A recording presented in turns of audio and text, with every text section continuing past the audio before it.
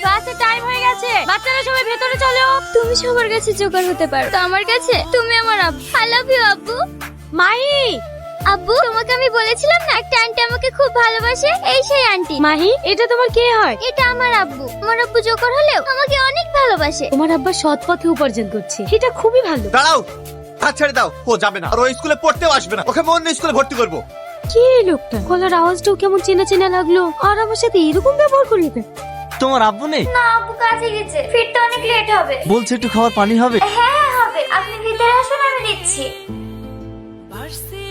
মাহিমা, বুড়ি, আমার মেয়ে, ম্যাডাম ম্যাডাম, আমার মেয়ে স্কুলে এসছে। আপনার মেয়ের নাম কি? আমার মেয়ের নাম মাহিনুর, সবাই মাহি বলে ডাকে। না না, ওর প্রেজেন্ট নেই, ও তো আজকে স্কুলে আসেনি।